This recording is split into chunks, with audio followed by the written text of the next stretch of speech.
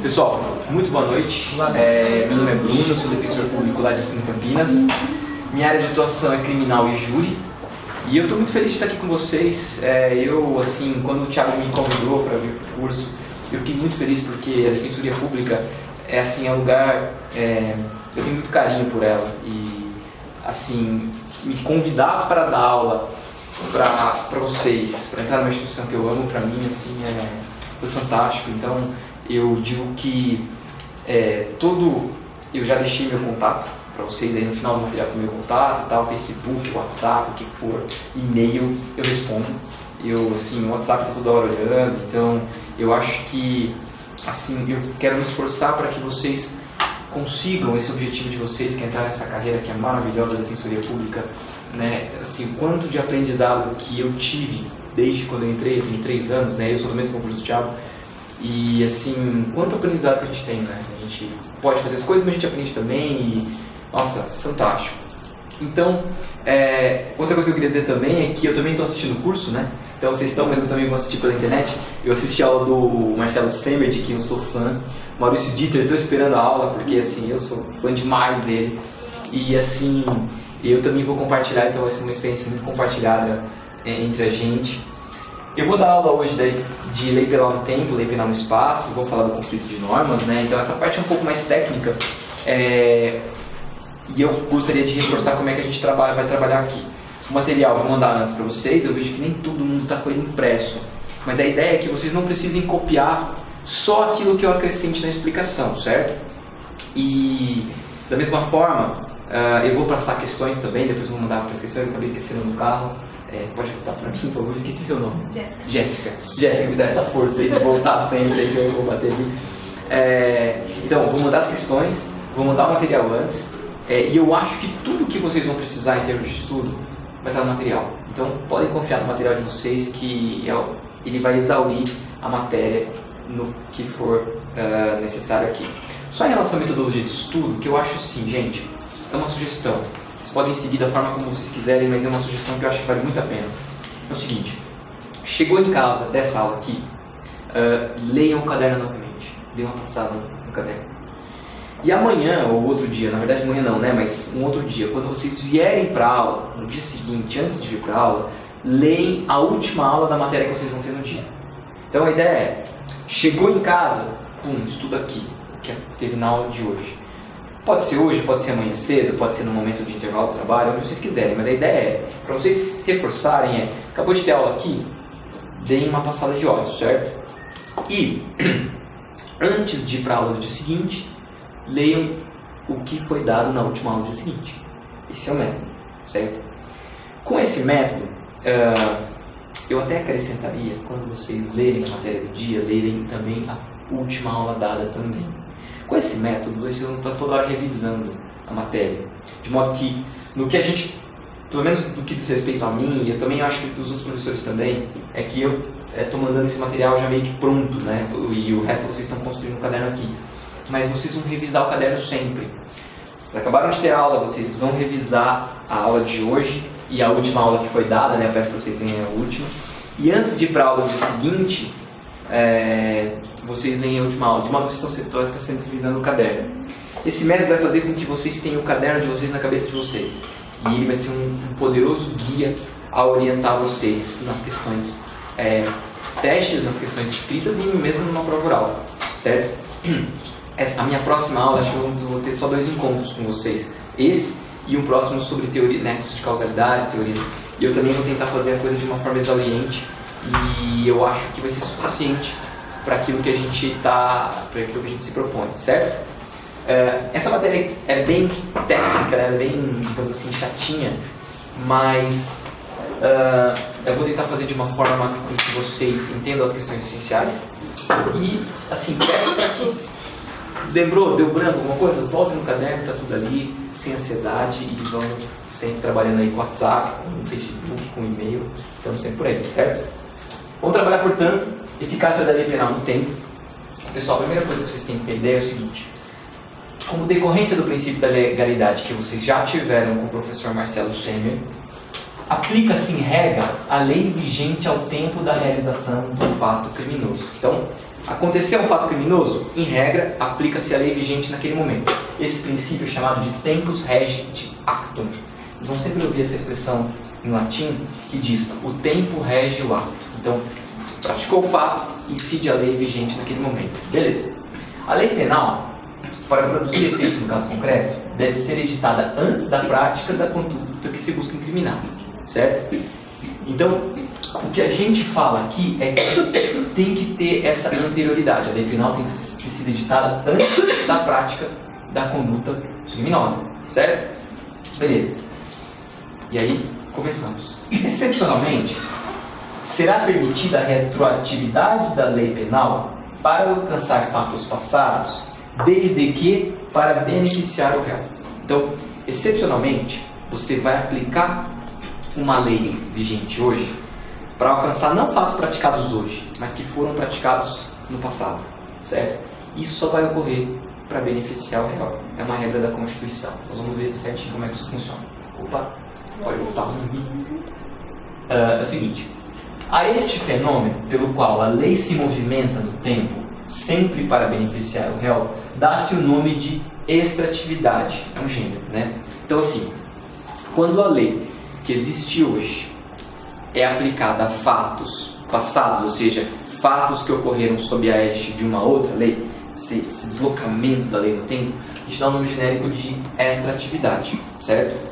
Nome genérico porque esse nome engloba não só a retroatividade de uma lei benéfica, como a outra atividade da lei benéfica também. Ou seja, se hoje eu pratico um fato sob a égide de uma lei, a lei incide, e posteriormente vem uma lei mais gravosa, mais prejudicial ao réu, né? Essa lei mais gravosa não pode retroagir. Então permanecem os efeitos da lei aplicada hoje, porque essa lei é mais benéfica em relação à lei que veio. A gente chama de ultratividade da lei mais benéfica. Esse fenômeno pelo qual a lei, então, portanto, se movimenta no tempo para permanecer sendo aplicada, mesmo quando outra lei regula a matéria posterior, ou quando a lei de hoje é mais benéfica e retroage, né, para se aplicar a fatos que foram regulados por leis, né, piores, leis mais prejudiciais ao réu, mas hoje ela é mais benéfica e ela retroage, esse fenômeno genericamente é chamado de extratividade da lei. Então, beleza, essa atividade é um gênero. São espécies de extratividade. Eu vou sempre repetir o que eu estou falando, assim, até vocês fixarem, né? Eu vou colocar marteladas na cabeça de vocês, mas são espécies dessa extratividade. Bom, a retroatividade, né, que é a capacidade que a lei penal tem de ser aplicada a fatos praticados antes da sua vigência. Então, ela é praticada a fatos que ocorreram sob a égide de uma lei anterior, ela volta para beneficiar, isso se dá o nome de retroatividade. E a ultratividade, que é a possibilidade de você aplicação da lei penal mesmo após a sua revogação ou cessação de seus efeitos.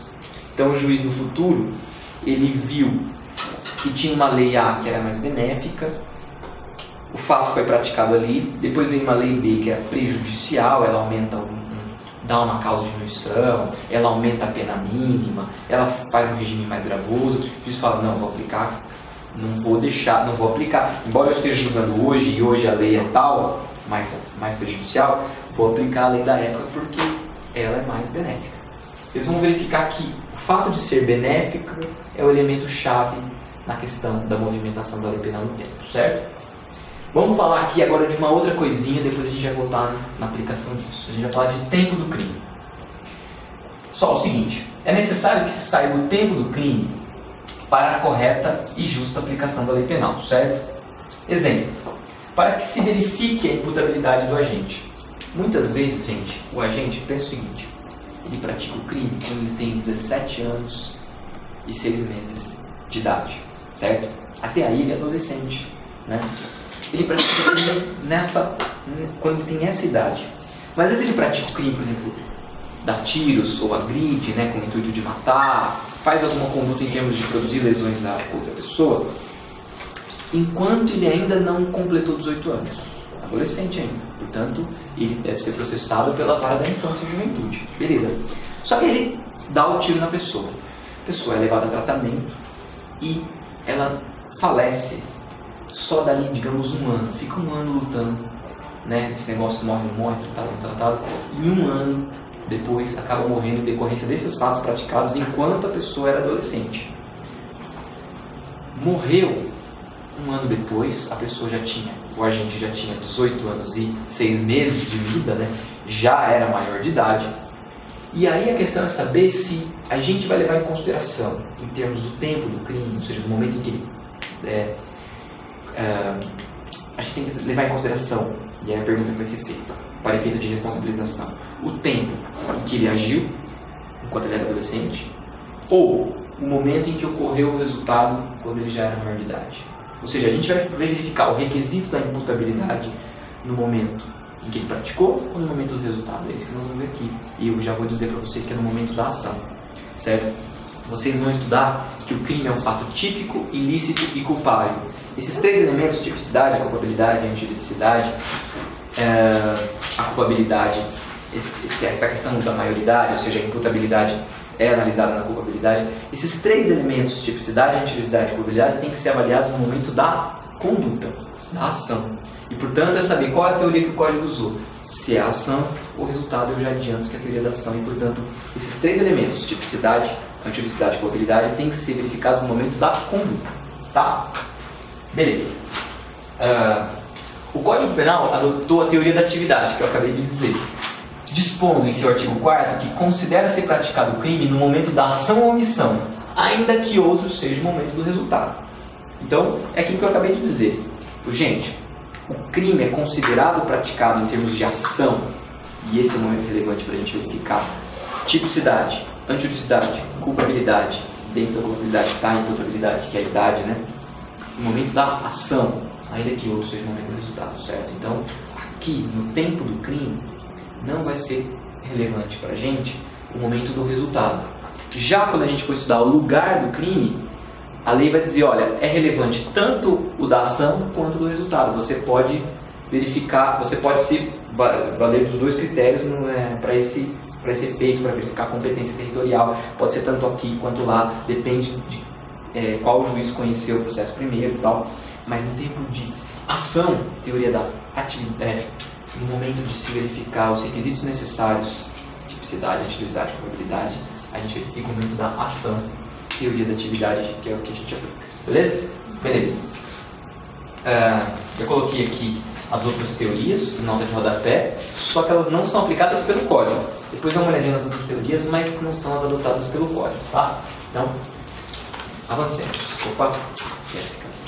Então, volta até um pouquinho. Isso, beleza. Ó, então, é basicamente isso que eu disse. Pelo princípio da coincidência, também chamado da congruência, ou da simultaneidade, todos os elementos do crime, fato típico, ilícito, culpável, vocês vão estudar isso depois, vocês vão estudar cada elemento devagar, nós vamos estudar isso, acho que a Bruna que vai dar aula disso, devem estar presentes no momento da conduta. Então, o princípio da coincidência diz que esses 3 requisitos para uma conduta ser chamada de criminosa, tipicidade, ilicitude e culpabilidade, elementos analíticos elementos analíticos do crime, eles devem estar presentes no momento da conduta, não no momento do resultado. O relevante aqui é a conduta, tá? A imputabilidade do agente depende da aferição de sua idade no momento da ação ou da omissão relevante, certo? Não no momento do resultado. Beleza. Até aqui, ok, gente? Beleza.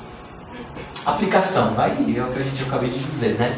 Se ao tempo dos disparos da arma de fogo, que é a ação, o agente era menor de 18 anos, terá praticado o ato infracional equiparado ao crime correspondente e deverá ser sancionado de acordo com o Estatuto da Criança e do Adolescente, lei de regência da época da ação. Ainda que a vítima somente venha a óbito, ou seja, o resultado, quando o agente já tenha 18 anos de idade. Ou seja, até 18 anos, a legislação de regência é o Estatuto da Criança e do Adolescente, e ele tem que ser aplicado. Então a gente fala, ainda que ele pratique a conduta e o sujeito venha a morrer, a vítima, após os 18 anos, caso que o Código Penal passe a ser o reitor da matéria integral.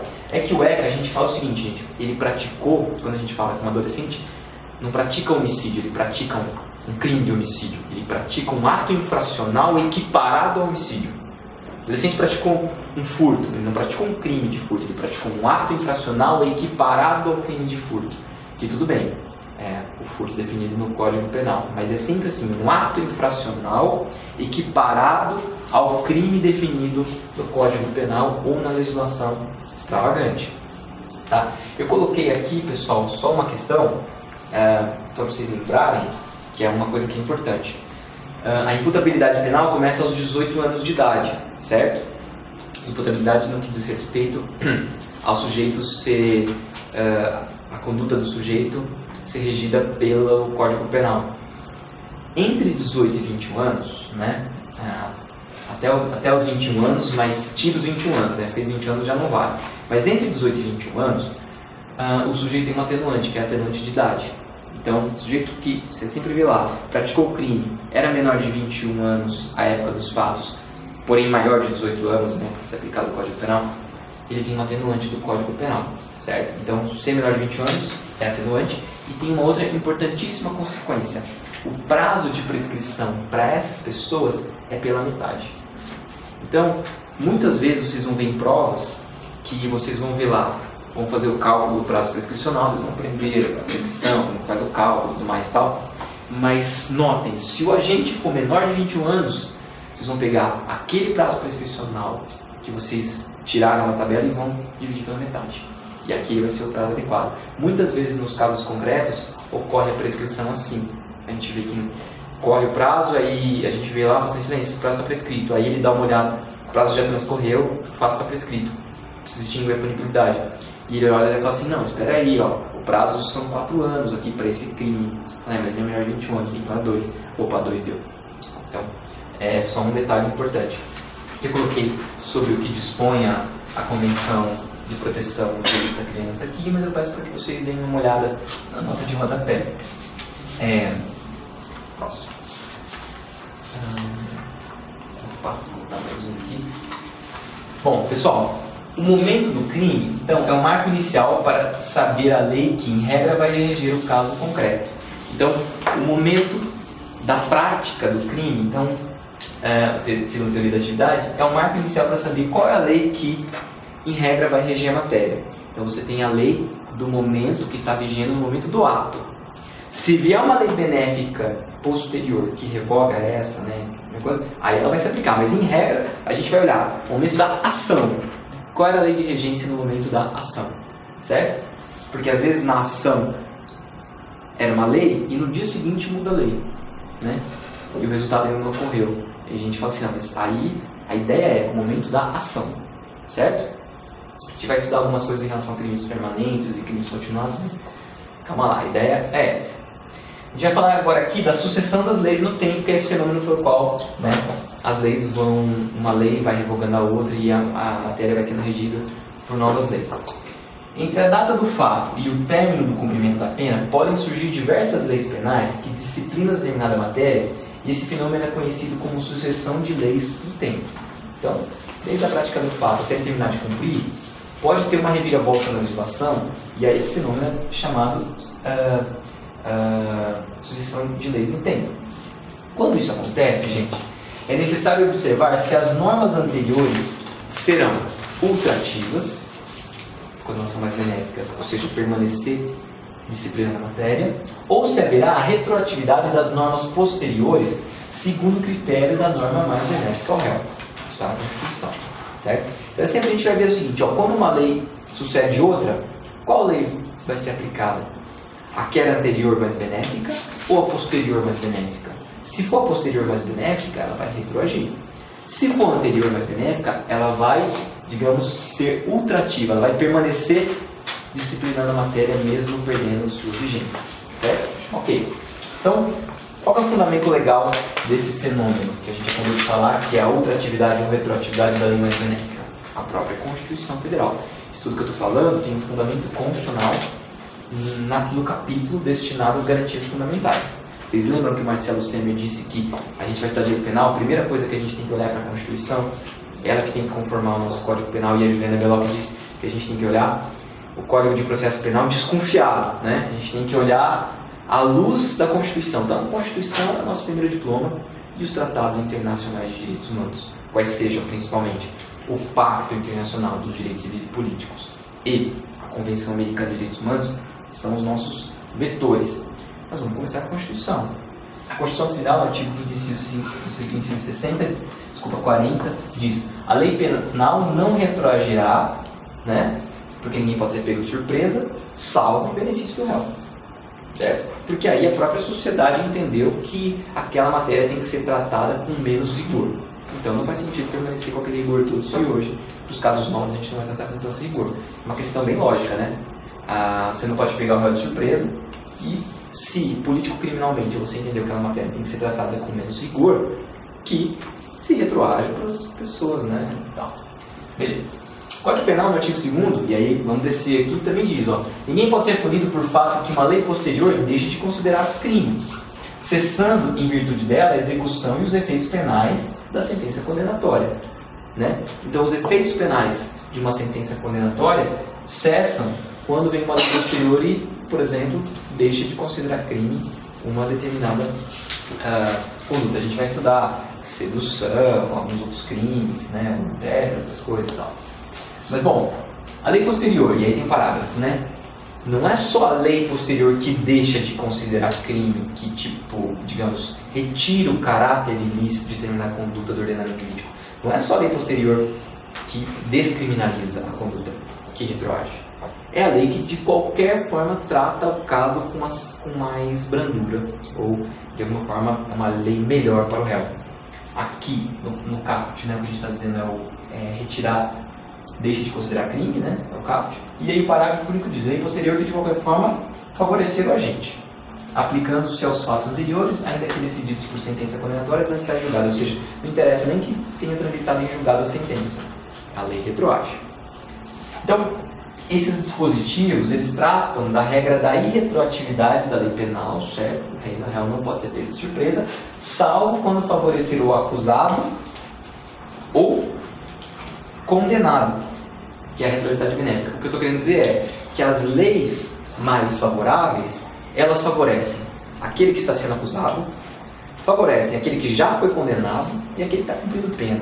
Quer dizer, favorece todo mundo. E assim, a gente vai estudar que juízes, que juízes que devem decidir sobre a lei mais benéfica. Mas a ideia é, favorece todos, favorece o sujeito que está sendo investigado, favorece o que está sendo processado, favorece o condenado e favorece aquele que está cumprindo pena. Favorece todo mundo. A irretroatividade decorre do princípio da anterioridade, certo? Corolário do princípio da legalidade. Vocês têm no artigo 1º dizendo que não há crime sem lei anterior que defina e não há pena sem prévia cominação legal. É o princípio da anterioridade, certo? O que eu estou querendo dizer aqui, pessoal, é o seguinte: o sujeito não pode ser pego de surpresa. Vejam isso, né? Por que essa ideia de que, em tese, a lei não retroage salvo para favorecer o réu? Porque, digamos que a lei, né, como é que é? Eu esqueci o nome do autor, se era o List, que dizia que a lei é a carta magna do delinquente, o código, né? Diz o seguinte: é como se o sujeito tivesse um cardápio, né, e podendo conhecer a lei, ele diz, bom, eu sei que essa conduta eu tenho uma expectativa de, se eu for pego, eu vou sofrer uma pena de 2 anos, 3 anos, 4 anos. E de repente, no dia seguinte, ele pratica a conduta e quando ele está sendo processado, vem uma lei e fala, não é mais 2, vão ser 10. Vão ser mais 4, vão ser 20. Pô, peraí, isso não estava nas regras do jogo, na minha consciência da ilicitude, quando eu pratiquei o crime. Então, o fundamento é esse, não ser pego de surpresa e você não criar leis posteriores para pegar as pessoas que você quer perseguir no passado. A ideia é justamente essa. Então, fundamento político-criminal disso aqui. Não faz sentido manter a punição de forma mais rigorosa quando a sociedade, através de seu poder legislativo, não mais reprova determinado fato com a mesma intensidade de antes. Imagina se hoje a gente descriminalizasse o tráfico. A gente descriminalizou o tráfico. Então, todo mundo hoje pode comercializar, pode usar, pode fazer tudo, certo? Aí você pensa o seguinte, não, mas aqueles que já foram punidos permanecem, a gente, né, continua com a cadeia cheia com aqueles de antigamente. Pô, se você não está punindo os caras de hoje, por que você vai manter punidos os de antes? Então, não faz sentido, se você descriminaliza, manter cumprindo pena com o mesmo rigor as pessoas que foram pegas no passado por pensamentos do passado. Da mesma forma, não faz sentido punir de forma mais rigorosa o fato de que ao tempo da sua realização não era reprovado com maior intensidade, uma vez que o agente praticou o fato em outro contexto, com expectativas diversas, as que futuramente vieram abarcadas na norma penal. E aqui, ok? Beleza. Pessoal, diante disso que eu falei, 5 cenários surgem, certo? A gente tem, e aí, aqui a tabela aqui ficou meio esquisita, né? Mas, se vocês descerem, basicamente vai ter 5 cenários possíveis e eu quero colocar 3 coisas para vocês aqui. Primeiro, a gente vai estabelecer o tempo da realização do ato, que lei vigorava no tempo da realização do ato, o que aconteceu com a lei posterior, se ela é mais branda ou não, e qual fenômeno vai ocorrer. A gente vai estudar os 5 fenômenos, mas só para efeito de tabela, pessoal, pensa o seguinte: determinado fato que a pessoa praticou não tinha previsão legal, era atípico, não era crime. Vem uma lei e torna aquilo típico, ou seja, criminaliza. O fenômeno que a gente tem é uma lei incriminadora. Então, ela não vai retroagir. E retroatividade está aqui no artigo 1º. Beleza? Beleza. Depois, um outro cenário. Você tem um determinado fato que é típico, você pratica um fato que é criminoso, certo? E tem uma outra lei que mantém o fato típico assim, da mesma forma, né? Mas, de qualquer modo, ela prejudica o réu. Ela aumenta a pena, ela estabelece um acaujamento, ela aumenta o regime, torna mais rigoroso o regime, faz, né? E aí você tem, então, uma novatio legis impegius. Isso é um raciocínio, é latim, mas dizendo assim, uma lei que de alguma forma prejudica o réu. O artigo 1º dizendo, e retroativo. Prejudicou o réu? Lei posterior? Permanece a regra tempus regit actum, ou seja, permanece a lei vigente ao tempo do ato, porque essa lei é mais benéfica e, portanto, ela vai ser ultrativa. Vai permanecer regulando a matéria ainda quando perder a vigência. Beleza. É outra situação, o fato é típico, está ali, e você suprime a figura criminosa, ou seja, vem uma lei e descriminaliza aquela conduta, diz, olha, não é mais ilícito isso aqui não. Beleza, o que você tem? Em latim, abolitio criminis, né? Retira o crime do ordenamento jurídico, retira o caráter ilícito do crime, da conduta. Você tem aí uma retroatividade, artigo 2º, certo? Porque retirou, isso de alguma forma beneficia, retroage. E você tem um fato típico, né? Está lá criminalizado. Vem uma lei que mantém o fato típico, mas de qualquer modo favorece o réu, né? Estabelece uma causa de omissão, estabelece um regime mais benéfico, de alguma forma reduz a pena, tal. E aí você tem uma novatio legis impegius, é uma lei que de alguma forma beneficia o réu. Você retroage, artigo 2º, parágrafo 1. E por fim, gente, você tem, e essa aqui é uma questão que às vezes perguntam em concursos de primeira e de segunda fase. Você tem um fato que é típico, está ali, né? Você tem uma lei nova que mantém o conteúdo criminoso, mas revoga formalmente aquele artigo e mantém a criminalização em outro dispositivo. Pensa o seguinte, você tem um artigo de lei, artigo 200 da lei X. Vem uma outra lei que revoga aquela e revoga o artigo 200. Mas o mesmo conteúdo do artigo 200, essa lei que revogou, desloca para uma outra lei. Né? Ou um novo diploma legal, ou uma coisa assim. A gente vai estudar isso aqui com o rapto violento, né? Que ele deixou de ser um crime autônomo e se tornou uma modalidade do crime de sequestro ou cárcere privado. Né? Então, assim, você revogou formalmente um dispositivo, mas o conteúdo dele você jogou para um outro artigo. Então, é um fenômeno que a gente chama de princípio da continuidade normativa típica. A gente vai estudar isso aí.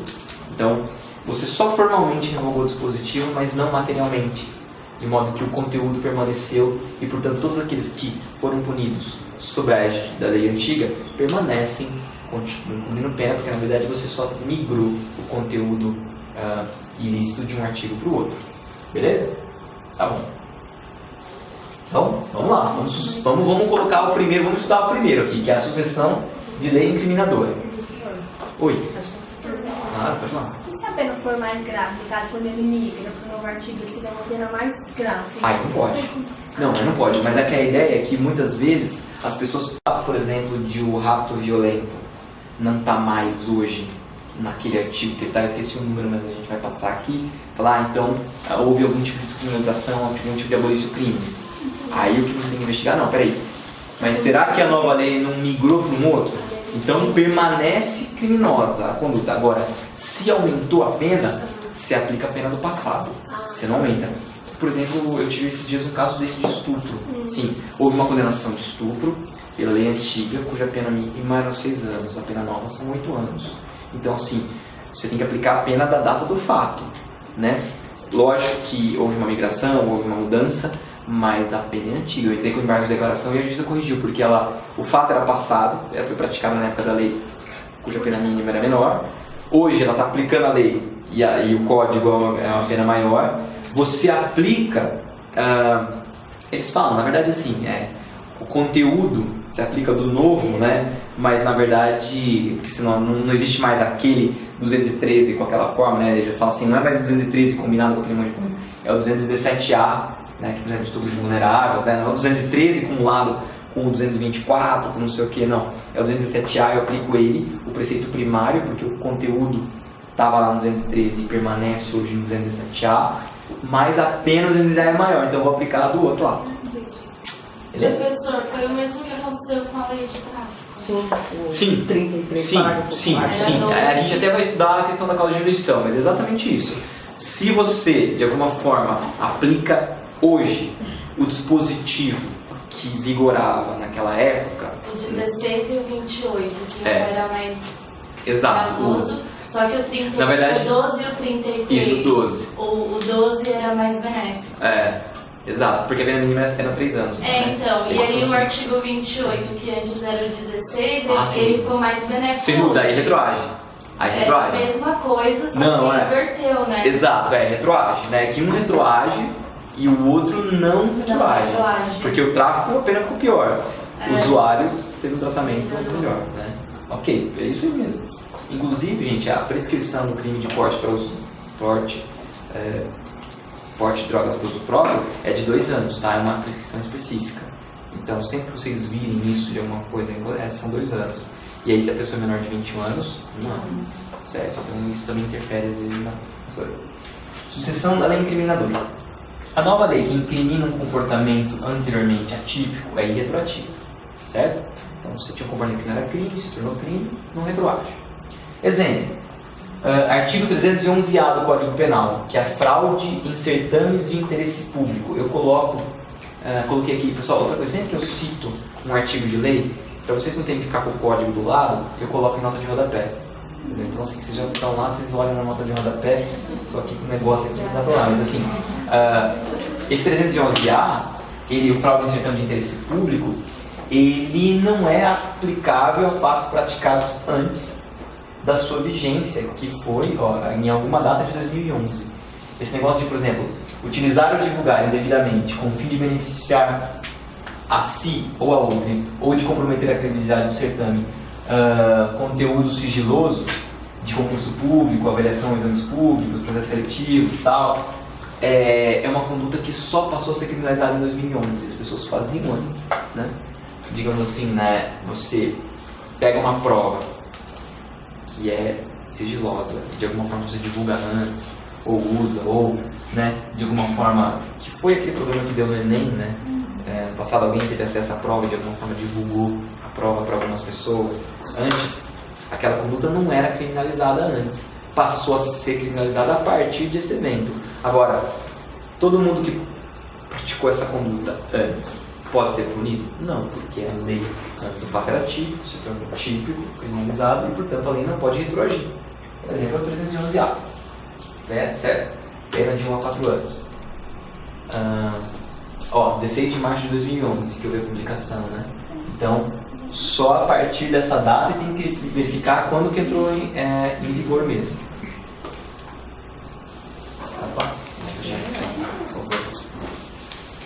Agora a gente vai estudar novatio legis impegius, quer dizer, a conduta era crime, sempre foi crime, só que vem uma lei que agrava a situação, então ela é mais gravosa. Então, a nova lei que de qualquer forma prejudica o réu, que é a lei Lex Gravia, né, Lex Gravia, também é irretroativa, não pode retroagir, devendo ser aplicada a lei vigente quando do tempo do crime, né, tempus regit actum. Artigo 1º do Código e também uma leitura contrário ao senso do parágrafo único do artigo 2º. Isso aqui é só fundamento legal. Nesses casos, ó, a lei anterior, que ela é mais benéfica, apesar de revogada, ela será ultrativa, ou seja, permanecerá regendo a matéria. Ou seja, aplicada em detrimento da lei nova, que é a lei vigente na data do julgamento. Isso que eu falei do estupro, né, da juíza. Uma coisa era a lei que regia o fato na época da prática do fato, mais benéfica. Veio uma lei posterior, que revogou aquela, e que é a lei vigente na data em que o juiz vai julgar. O juiz fala, opa, data do fato, lá era mais benéfica. Se hoje essa lei de hoje fosse mais benéfica que aquela, eu aplicaria a de hoje. Tá? No caso, houve um aumento da pena mínima. Nesses casos, bom, é isso, né? Esse fenômeno, pessoal, da lei passada ser mais benéfica e, portanto, ela dever ser aplicada porque ela rege a matéria, mesmo tendo perdido a sua vigência, é o fenômeno da ultratividade, certo? Digamos, é a projeção para o futuro dos efeitos benéficos da lei anterior. Exemplo, Lei 12.234/2010. Ela aumentou, olha que interessante, de 2 para 3 anos o prazo de prescrição, que é uma causa de extinção de punibilidade, para os crimes com pena máxima inferior a 1 ano, sendo esta aplicação prejudicial ao réu, logo não poderá ser aplicada aos fatos praticados antes da sua entrada em vigor, que foi em 6 de maio de 2010. Jéssica, volta o som para mim aqui, é o seguinte, só essa questão da prescrição é o seguinte, gente, prescrição é matéria de direito penal, então se aplica essa ideia da retroação da lei penal mais benéfica. Vocês vão estudar que em processo penal, as leis processuais penais, vige o princípio do tempo regit actum, ou seja, quando o ato processual for praticado, você aplica a lei que vigora para a prática do ato processual. Agora, lei penal, a gente sempre tem que verificar o critério de qual lei é mais benéfica. Prescrição é matéria de direito penal. Por quê? Porque a prescrição, o advento do lapso prescricional, do tempo considerado na lei, mais a inércia do Estado, ou seja, a inércia do Estado durante o período prescricional previsto em lei, esses dois requisitos juntos, inércia mais decurso do prazo, geram o fenômeno da prescrição. Esse fenômeno faz com que o Estado perca a sua pretensão punitiva. Na verdade, perda do poder punitivo, né, alguns falam da pretensão acusatória, mas assim, perda do poder punitivo do Estado, de modo que o Estado perde o direito de infligir uma pena e, portanto, restringir liberdade. E toda matéria que de alguma forma interfere, dialoga com a liberdade do agente, é matéria penal e não processual penal, certo? Bom, prescrição. O que aconteceu, gente? Os crimes até 1 ano, não os de 1 ano, né? Os crimes com pena inferior a 1 ano, não, Jéssica. Os crimes até, isso aqui é porque isso é importante. Quando o sujeito tinha contra si aplicado uma pena inferior a 1 ano, a prazo de prescrição era 2 anos. Agora são 3, certo? Essa lei aí alterou, então, e ela foi publicada, eu acho que ela entrou em vigente então, em 6 de maio de 2010. Até 6 de maio de 2010, portanto, eram 2 anos o prazo de prescrição. Agora são 3. Eu só queria dizer uma coisa para vocês, que é o seguinte, que vocês têm que ter na cabeça, que essa lei fez mais coisas. Essa lei fez o seguinte, vocês vão ver que os marcos, vocês já estudaram, vocês lembram de marcos interruptivos da prescrição? Diferença entre interrupção e suspensão da prescrição? Existe o prazo, o Estado está inerte, certo? Está inerte, beleza. Começa então a correr o prazo prescricional. Tá. Existem certas causas que suspendem o prazo. Então, por exemplo, começou a correr o prazo, suspende, fica um tempo suspenso enquanto durar a causa. chega no determinado momento que essa causa desaparece e volta a correr. Você conta aquele período que passou, você soma aquele período que passou com esse período que continuou, então, ou porque houve só uma suspensão. Então, contou ali, conta aqui. E verifica se esses períodos juntos somam o prazo de prescrição. Beleza, outra coisa é a interrupção. Significa o seguinte, o prazo de prescrição vem correndo, aconteceu o fato, volta a contar do zero. Então, interromper faz com que volte a contar do zero, certo? Você tem dois marcos que são muito importantes para isso, que é o recebimento da denúncia e a publicação da sentença penal condenatória. Esses são marcos interruptivos, volta a contar do zero. Então, a gente contava lá, eu lembro, entre a data do fato e o recebimento da denúncia, verifica se tem prazo prescricional aqui. Depois do recebimento da denúncia até a publicação da sentença, certo? E depois da publicação da sentença até o trânsito em julgado de decisão. Tá bom. O que essa lei fez? Ela fez o seguinte, gente. Em termos de prescrição em abstrato, que é aquela que ocorre, que eu levo em consideração enquanto não houver trânsito em julgado para acusação, a gente continua nesses três marcos. Você conta da data do fato até o recebimento da denúncia, aí zera, né? Aqui, do recebimento até a publicação da sentença, beleza? E da publicação da sentença até o trânsito em julgado. Em termos de prescrição da pretensão em abstrato, ou seja, enquanto não houver o trânsito em julgado para acusação, vocês vão estudar isso no final do curso. Mas em termos de prescrição abstrata, a gente tem esses três marcos interruptivos ainda. Tá? Agora, o código diz o seguinte: juiz, quando você dá a sua decisão condenatória e interrompe o prazo, fique esperto com uma coisa. Se o Ministério Público não recorrer da tua decisão, aquela é a pena que foi aplicada e não vai aumentar. Então você imagina que o homicídio tem pena de 6 a 20 anos, certo? O prazo de prescrição máximo são 20 anos, porque o prazo de prescrição máxima é contado pela pena máxima fixada pelo artigo de lei. Beleza. Mas pensa que ele foi condenado por uma tentativa de homicídio, cuja pena, tentativa de homicídio, aí, sei lá, vamos supor que o juiz, no caso concreto, reduziu a pena de homicídio simples, né, e reduziu a pena pela metade, o juiz pegou 3 anos. Ele fez homicídio simples, a pena mínima são 6, o juiz fixou a pena mínima, e falou assim, e foi tentado ainda, não foi consumado. Vou reduzir a pena e vou reduzir, nesse caso, na metade. E aí, o critério de redução na tentativa é o quão ele conseguiu chegar ao resultado, né? De 1/6 a 1/3, 1/3 a 2/3, mensurados de como ele conseguiu chegar no resultado. Reduziu de metade. E aí, o Ministério Público não recorreu e ficou 3 anos de pena. Vocês viram que a pena máxima em abstrato para um homicídio são 20 anos. Se você jogar na tabelinha do 109, prescreve em 20 anos se a pena máxima é superior a 12. Certo? Mas ele pegou qual pena? 3 anos, prescreve em 8, né? Em 8 anos, se o máximo da pena é superior a 2, não excede a 4. 8 anos, certo? O MP não recorreu, então o prazo de prescrição ficou 8 anos. Vocês vão ter que calcular com 8 anos, porque transferiu julgado para o MP. Aí, você vai ter que voltar nos 3 momentos, entre a data do fato, o recebimento e a publicação e o trânsito de julgado. Verificar se em algum desses momentos deu 8 anos. Se ele for menor de 21, conta pela metade, é 4, né? O que essa lei veio fazer e é importante que vocês somem, fiquem atentos.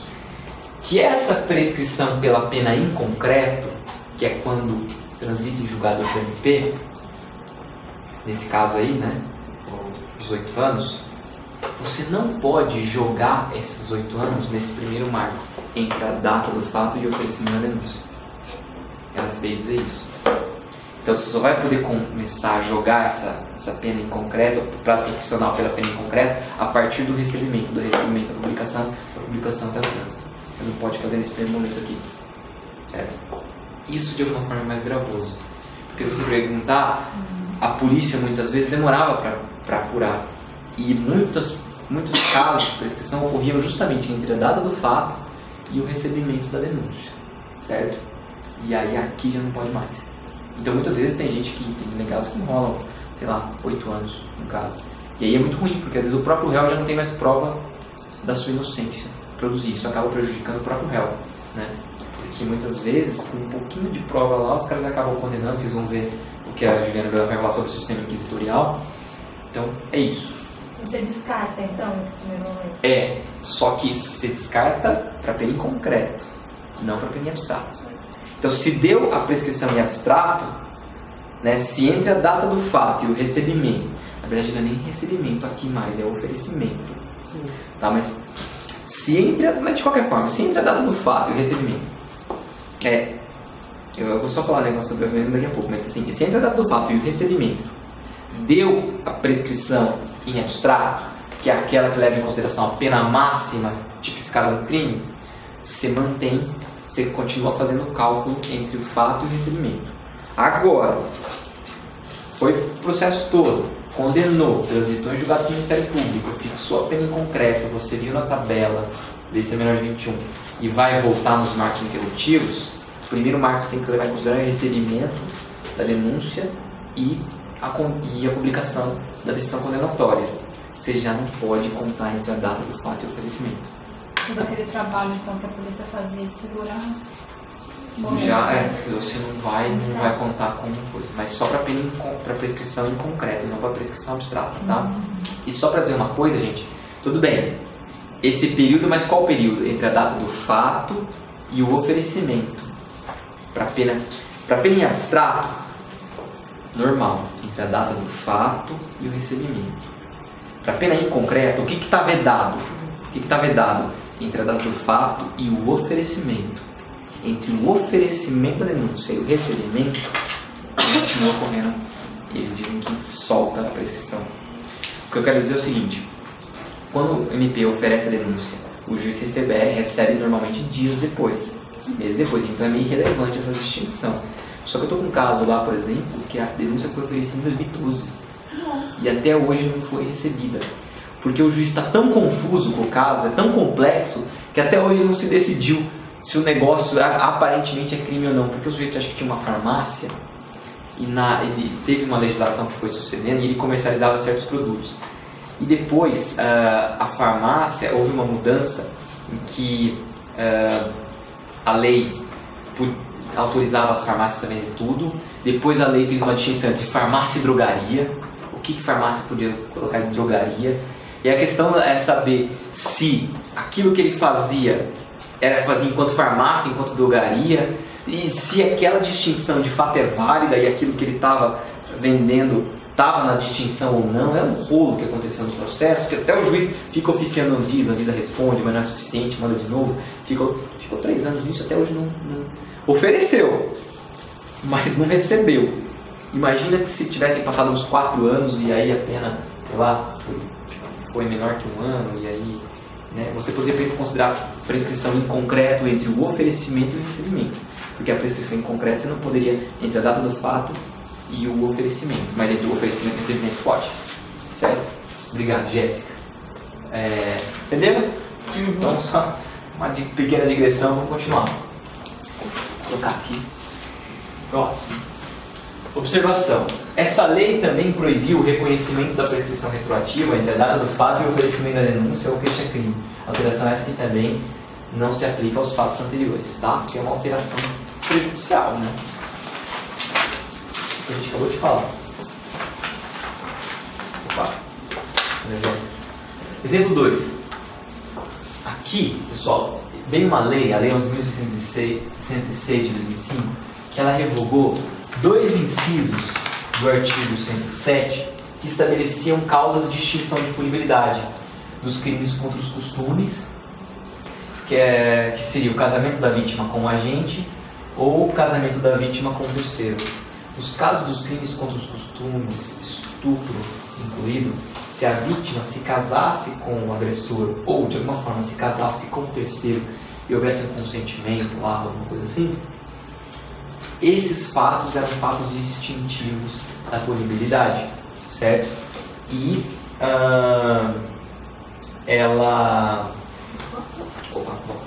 Esses eram fatos que extinguiam a punibilidade, né? E aí agora a lei veio e retirou esses fatos. Então, da mesma forma, essas causas instintivas se aplicam, eram mais benéficas ao réu, né? Então se aplicam aos fatos ocorridos naquele momento. Imagina que hoje você vai julgar um caso que ocorreu naquela época em que a vítima e o agressor, de alguma forma, digamos vítima e agressor, porque eu digo assim, às vezes é uma menina, digamos, menor de 14 anos.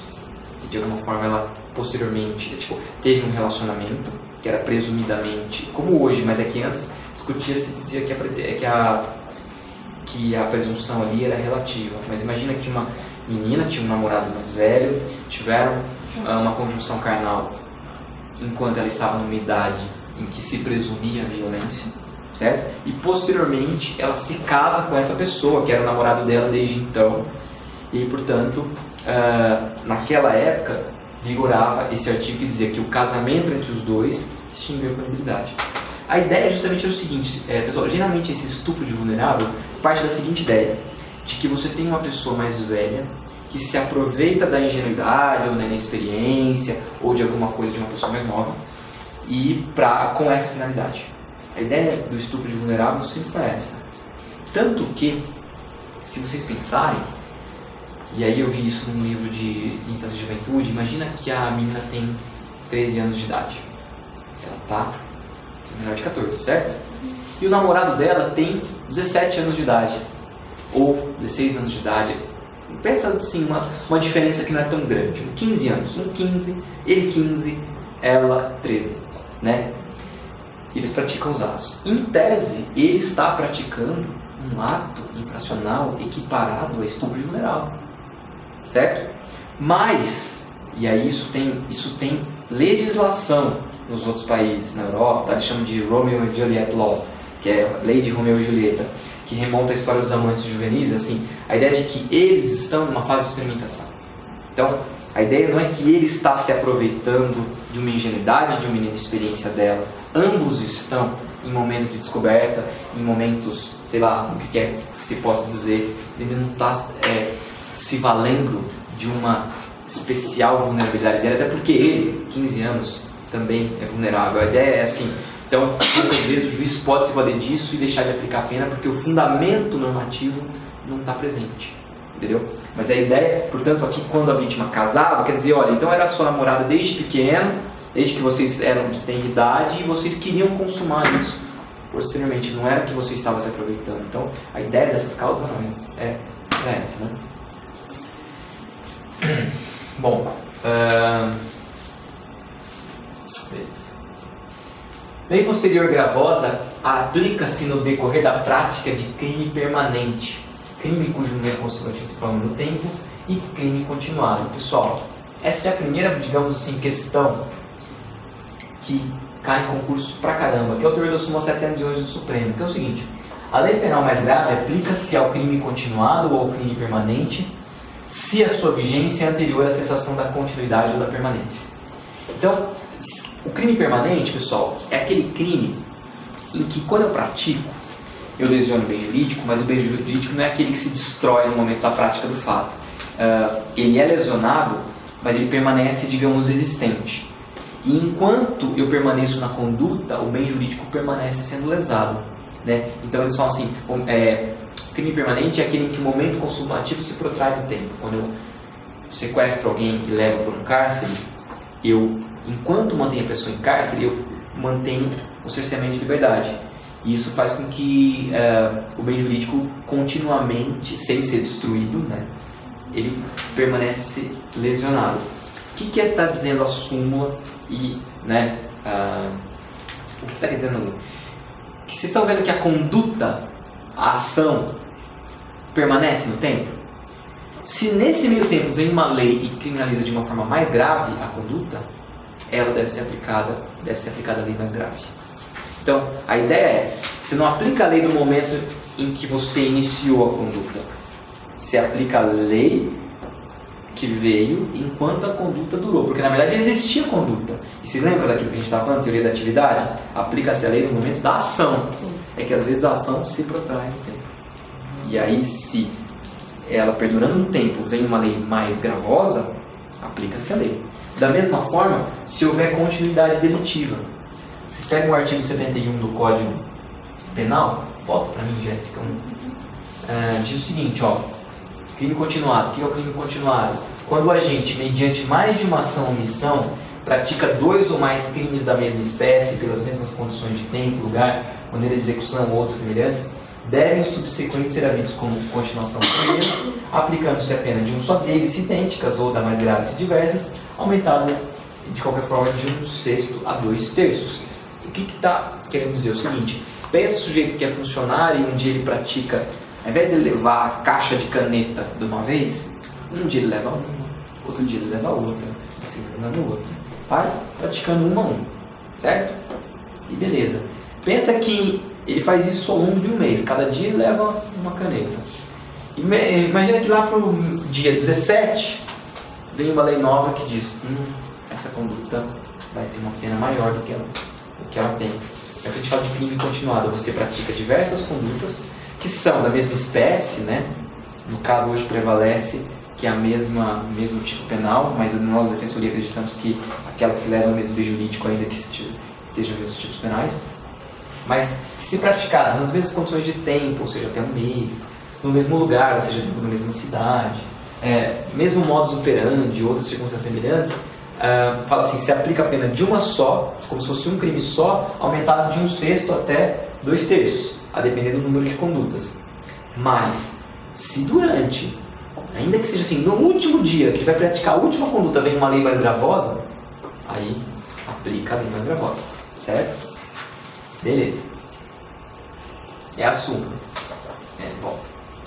Paulo Queiroz tem uma opinião diferente e tal, aí peço que vocês leiam e tal. Abolício crimes. Quando a gente vai falar de abolício crimes, pessoal, a abolição do crime significa a supressão da figura criminosa, tratando-se de uma revogação de um tipo penal pela superveniência de uma lei que descriminaliza a conduta. Ou seja, você tem uma lei que criminalizou a conduta, você praticou o crime naquela época, posteriormente veio uma lei que descriminaliza a conduta. Perfeito, a gente já falou sobre isso.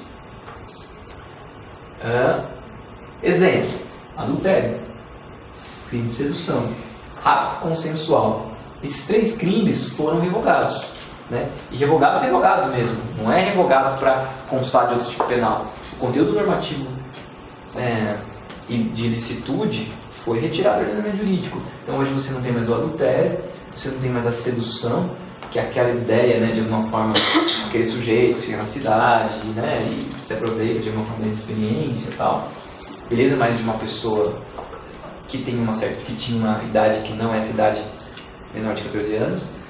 E aqui o rapto consensual, eu acho engraçado começar a ler esse do rapto consensual, que é aquilo que os antigos falavam de fugir, né? A moça que fugiu de casa, né? O sujeito chega na cidade e a moça tá lá e de repente ambos fogem. Né? A moça que estava doida para fugir, né? E o cara que de alguma forma, né? Isso era crime, gente. Assim, o ranço da nossa cultura machista é uma coisa impressionante. Eu estava lendo o crime, as causas de nossa, era uma coisa terrível, né? Que, nossa, bom, vocês leem a história aí, que é uma coisa bizarra. Mas assim, a revogação, e aí uma coisa que é importante vocês saberem é o seguinte, que a revogação, ainda que temporária, de um complemento de uma norma penal em branco em sentido estrito, implica abolício crimes. Vocês tiveram isso, a questão das normas penais em branco, com o Marcelo Semer. Ele falou então, quando uma norma ela estabelece uma criminalização, mas ela estabelece todos os elementos, né, do tipo, só que um dos elementos ele é aberto, ele tem um conteúdo genericamente fixado, deixando para que alguma autoridade do Poder Executivo que tinha competência técnica para definir aquele conceito, esmiuçar aquele conceito, explicitar para que aquela norma possa ser operativamente aplicada. Ou seja, você tem, por exemplo, um crime que define que você portar sem autorização da autoridade competente substância entorpecente ou drogas, né, é crime. Só que, o que é substância entorpecente? Né? eu não vou fixar porque eu legislador, não tenho conhecimento científico para isso. Eu vou deixar as agências, Anvisa, o Ministério da Saúde, que tem competência técnica, tem seus peritos, tem seus, digamos, seus profissionais da área, fazerem os estudos, se apropriarem dos estudos científicos das faculdades e estabelecerem, através de ato normativo do Poder Executivo, do ministro, né, do presidente, de quem que seja, né, estabelecer o rol de substâncias que tecnicamente se considera, o Ministério considera como entorpecente. Lógico que você pode descobrir substâncias novas e colocar, ou achar que outras não têm, talvez aquele grau de dependência, de acordo com os novos estudos e tal, e você retirar. Mas a ideia essa é a norma penal em branco. Você tem a norma penal em branco heterogênea, ou seja, aquela que depende de um complemento normativo dado por outra esfera, né? uma regra de grau inferior. E a ideia é, se uma dessas substâncias sair da lista, a prática do porte legal dessa substância não é mais crime, é abolício crime. Foi o que aconteceu, nós vamos estudar aqui.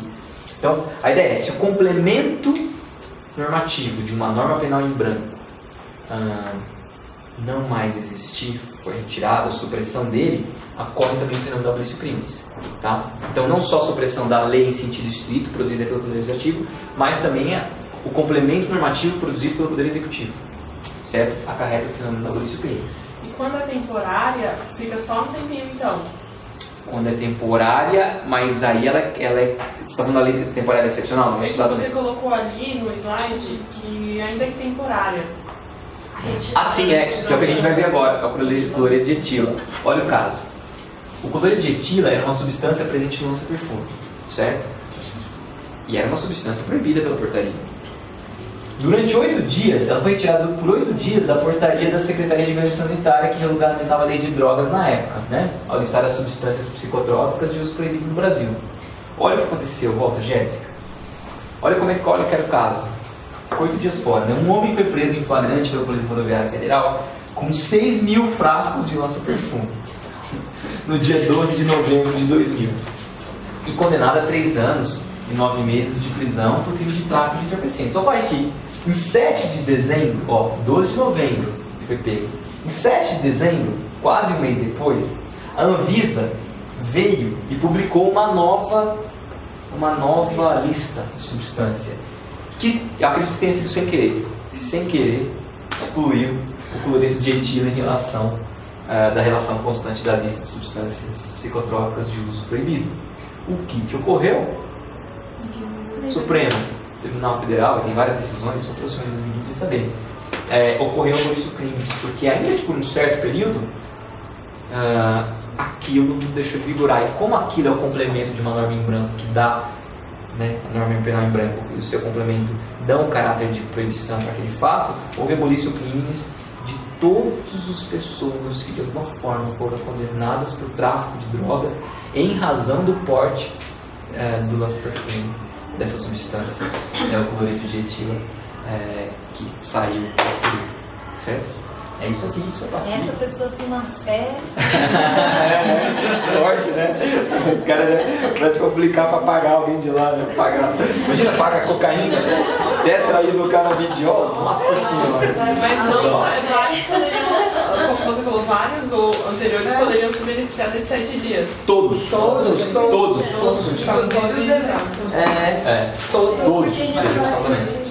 Exato. Bom, nesse caso, se uma pessoa que não solicitou essa revogação foi automática? Não, automática, porque é ordem pública, é ordem de ofício. Deixou. O que está havendo é um constrangimento ilegal. Então o juiz pode reconhecer de ofício, liberar habeas corpus, o que quer que seja.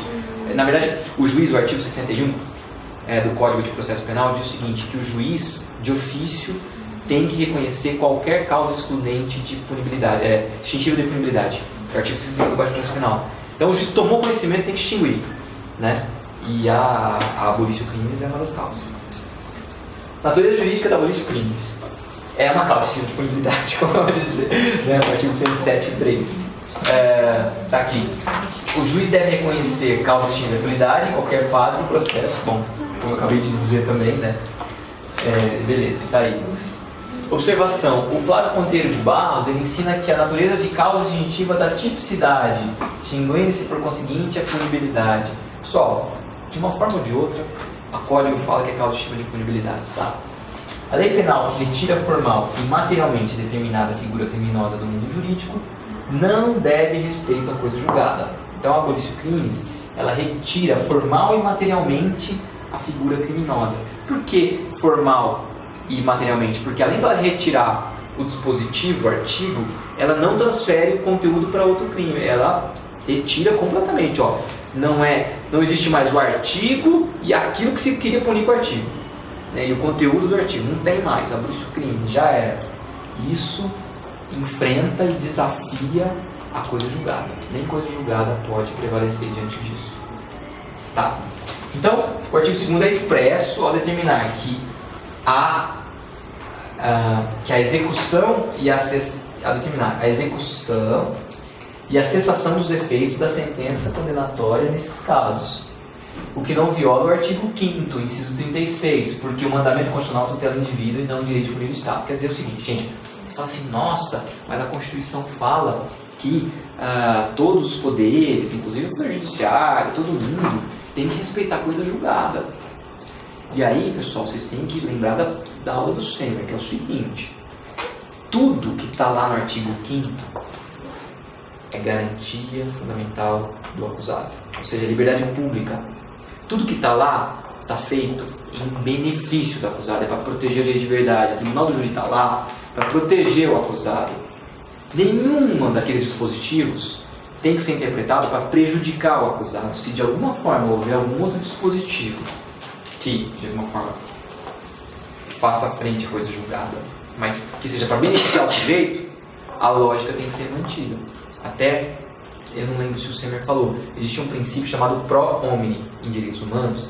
Né? Em direitos humanos é a nomenclatura que a gente dá mais na ordem internacional. Na ordem interna a gente fala de direitos fundamentais, mas é a mesma coisa. Existe um princípio de direitos humanos chamado pro homine. Ele está no artigo 29 da Convenção Americana de Direitos Humanos, que diz o seguinte: eu posso ter um tratado que hoje o Supremo fala que tem eficácia de norma supralegal e, se houver aprovado com quórum de emenda, tem status constitucional. Está ali, numa hierarquia elevada. Mas, se eu tenho uma leizinha ordinária que de alguma forma é mais benéfica, vale a lei mais benéfica, ou seja, a norma que mais protege direitos humanos. Em direito do trabalho a gente tem isso, o princípio propriário diz a mesma coisa.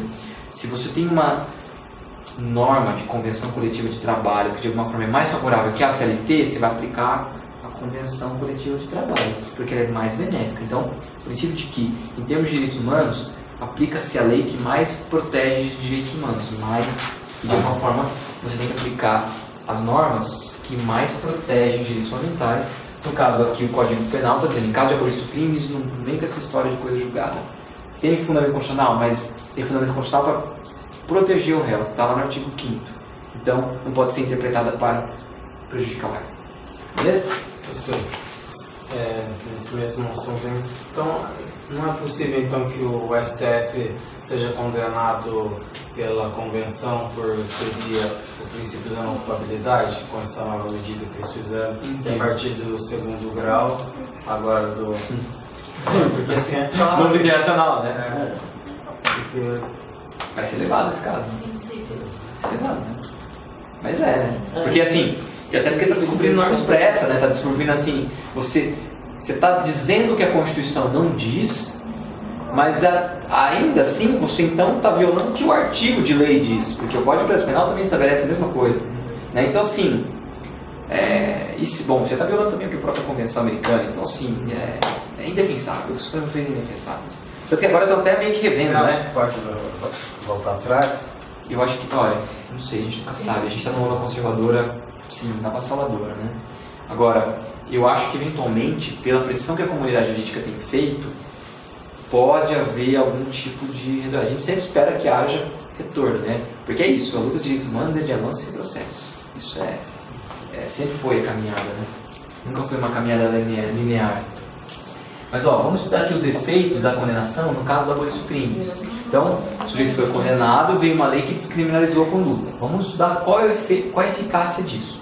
Pessoal, os efeitos penais da condenação são afastados.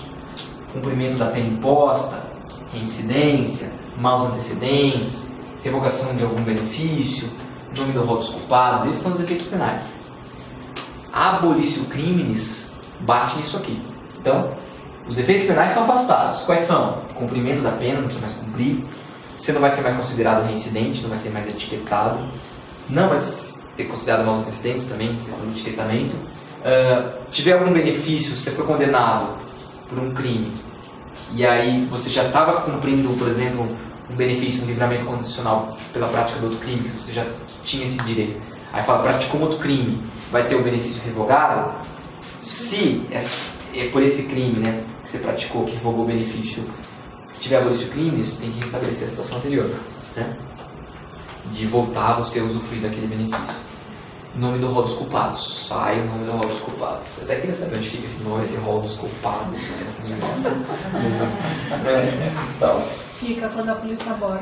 Quando a polícia aborda. Ah, tem essa também, tem essa também. Esse fica. Tem. Bom, pessoal, agora a abolício crimes não entra em alguns efeitos, que são chamados efeitos extrapenais da condenação. Os efeitos extrapenais da condenação, que estão no artigo 91 e 92, não são afetados pelo abolício crimes. Pô, então vamos dar uma olhadinha só rapidão nesses efeitos, os efeitos extrapenais da condenação. Então, a condenação tem aqueles efeitos, então, te obrigar a cumprir pena, te etiquetar como reincidente, em nome do rol dos culpados e tal, revogar algum benefício, mas ela tem outros efeitos. Primeiro, os efeitos chamados genéricos. Tornar certa a obrigação de indenizar o dano. Então, assim, o fato de você ser condenado criminalmente gera para você o dever de indenizar, pelo menos em relação à autoria e materialidade. Em tese, você não discute mais na área civil. Tem algumas questõezinhas que vocês vão estudar para frente, mas a ideia é, foi condenado criminalmente, então a gente já definiu que você causou um dano e que você foi o autor, né? Houve uma causação de um dano, você foi o autor, você precisa reparar. Você vai perder em favor da União, ser salvados os direitos do terceiro de boa-fé, os instrumentos do crime, desde que consistam em coisas cujo fabrico, uso, porte, constituam um fato ilícito. Quer dizer, você vai perder os instrumentos do crime, cujo porte seja ilícito. Mas agora não é mais crime, tudo bem, já perdeu, acabou. Não tem essa. Mesma coisa, não é mais crime, mas você causou dano, vai ter que pagar, não tem jeito. Beleza. Tem mais efeitos aí. Perda de bens em valores, equivalente ao proveito do crime, tal. Beleza. Também tem outra. Esses efeitos aqui que eu acabei de falar, eles são automáticos, certo? São efeitos assim. Praticou o crime e foi condenado? Efeitos extrapenais automáticos que nem abolício crimes pode reverter. Por que é automático? Porque o juiz não precisa nem se manifestar sobre eles, que já ocorre, né? Eles são automáticos. Agora, esses outros que a gente vai estudar aqui, o juiz precisa se manifestar especificamente sob pena de não ser aplicado ao réu. Por quê? Porque eles são bem, não só porque eles são bem mais gravosos, mas também porque às vezes, no caso concreto, o crime não diz respeito a eles. Vocês vão estudar o seguinte, que vocês vão ver aqui, que às vezes, mesmo você tendo praticado o crime, você não precisa aplicar. O crime não está numa direta relação de causalidade com essas hipóteses aqui. Então, portanto, às vezes não é conveniente aplicar esses efeitos para determinados tipos de crime. Portanto, o juiz precisa fundamentar no caso concreto. Vamos ver as hipóteses. São também efeitos da condenação, os efeitos específicos, né? A perda de um cargo, função pública ou mandato eletivo, né? Quando a pena aplicada é por tempo igual ou superior a 1 ano e o crime foi praticado com abuso de poder ou violação do dever funcional, certo? Ou quando for aplicada uma pena privativa de liberdade por tempo superior a 4 anos de idade, superior a 4 anos de privativa de liberdade. É o seguinte, praticou um crime e esse crime é com pena superior, qualquer crime com pena superior a 4 anos, vamos ver. Praticou um crime e esse crime é pena igual ou superior a 1 ano e foi praticado com violação ou abuso do cargo, vamos ver. Vamos ver se esse crime que você praticou prejudica você permanecer no cargo. Imagina o seguinte, que eu tenho um cargo público e eu pratiquei um homicídio de trânsito, né? Aí o juiz fala, bom, a pena é maior que 4 anos, vou aplicar, vai supor que eu matei alguém pena é maior que 4 anos. Mas ele é defensor público. Vou fazer ele perder o cargo? O que tem a ver atropelar alguém com perder o cargo? Né? Aí então o juiz tem que fundamentar um caso concreto. Em que medida aquele crime prejudica o exercício da função? Da mesma forma, ele abusou um pouco violou a sua, aí ligado ao cargo mesmo, violou o cargo, e a pena aplicada superior a 1 ano. Bom, por que ele violou? Em que condições? Isso atrapalha o exercício do cargo dele? Como é que foi isso? Né? Foi um crime eventualmente que ele assinou uma ordem de pagamento equivocadamente, não leu, mas tem que responder pelo aquele crime, porque tem aqueles crimes com a ordem financeira, não, que você não assina nota de empenho sem ter a dotação orçamentária, você faz isso, o crime, né? Sei lá, hoje ele já não está mais nessa função de pagamento, está numa outra função. Será que o juiz vai verificar no caso concreto? Da mesma forma, por exemplo, aqui ó, você quando pratica um crime doloso punido com reclusão, contra o filho tutelado ou curatelado, você vai perder o pátrio poder, tutela e curatela. O juiz vai falar assim, bom, ele praticou um crime contra o tutelado, curatelado e tal, mas a ideia é, vai ser pior ou melhor para a criança, para o adolescente, né, para o filho tutelado, curatelado, ele perder isso? Houve alguma prática restaurativa? Houve algum tipo de coisa que naquele momento dá para dizer que não, é melhor que eles voltem, até porque ele vai ser bom para a criança ter essa convivência? O juiz tem que fundamentar no caso concreto. Então, esses são os efeitos chamados específicos. Né? A inabilitação para agir verídico, quando ele é utilizado para meio para a prática de crime doloso. Então, eu até errei isso no concurso da Defensoria Pública, porque estava numa primeira fase que era isso, né? Dizia assim que era um efeito automático quando uma pessoa pratica um crime contra o tutelado, filho tutelado ou colaterado, automático perdeu o pátrio poder. Não, o juiz tem que fundamentar no caso concreto. Né? Bom, então o que eu queria que vocês ficassem assim, tipo, sabendo que a prática abolição de crimes, ela apaga os efeitos penais, cumprimento de pena, etiquetamento da reincidência, maus antecedentes, rol dos culpados, tal, mas ela não apaga os efeitos secundários genéricos e específicos. Os genéricos automáticos, os específicos dependem de fundamentação, mas esses de qualquer forma não são apagados. Se aplicados, não são apagados, certo? Pela abolição de crimes. Uma coisa que é importante, pessoal, casos específicos de deputados e senadores, a perda do mandato será decidida pela Câmara dos Deputados e pelo Senado Federal por maioria absoluta, né? A ideia aqui, ó, que eles estão falando na jurisprudência, é que no caso específico dos parlamentares, essa relação natural entre suspensão dos direitos políticos e perda do cargo público não se estabelece como consequência natural. A ideia é a seguinte: os deputados que praticam crimes de corrupção, por exemplo, mensalão, eles são punidos muitas vezes por penas, que um dos efeitos específicos da condenação. Então, os crimes praticados com pena igual ou superior a 1 ano, né,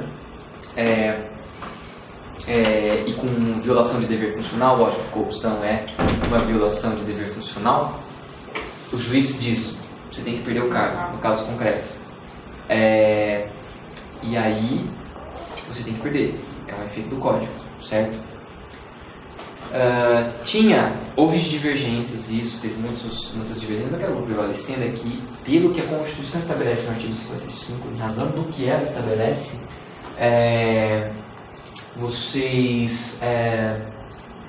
o juiz não pode, não é um efeito automático que o juiz tem que decidir. Você tem que remeter isso para a respectiva casa, onde aquele de onde promana aquele congressista, né, se ele é um deputado ou senador, e ela, por maioria absoluta, precisa decidir sobre isso, se vai ou não perder o cargo. É o que prevalece hoje em termos de jurisprudência. Eu coloquei jurisprudência e doutrina aqui, depois a gente até pode conversar. É uma discussão que tinha, mas é o que prevaleceu. Pessoal, vamos fazer um intervalo e aí depois a gente continua no Novatio Legis em Médios.